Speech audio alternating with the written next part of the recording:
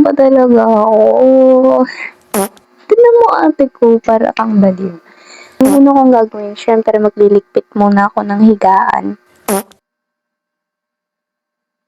O diba, nakita mo na talaga girl.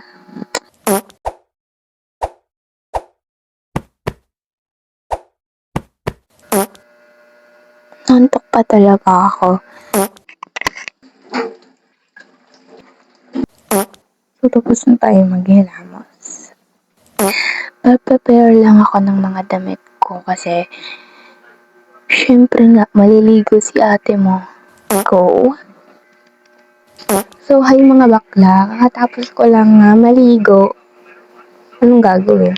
So, ang gagawin ko is, maglalagay ako ng acne solution dito. Ang dami kasi, tingnan mo. Diba?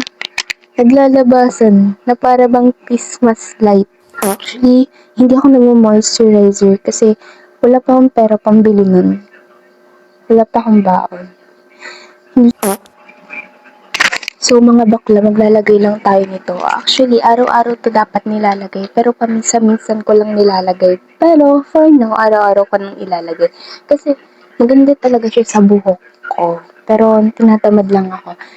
Pwede siya sa anat kasi pampatanggal to ng dandruff. At, volumizing yung hair mo, ate ko. Yes. Parang, alam mo, nagiging shiny, ganun. Ganun yung atake niya. Aloe vera kasi siya. By Watson pala to. Sabi ate ko, mag-lotion tayo para hindi dry ang ating balat.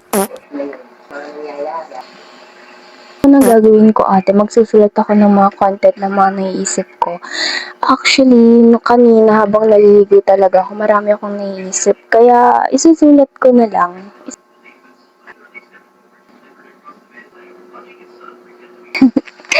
Ayun, sana na-enjoy nyo guys. Bye-bye!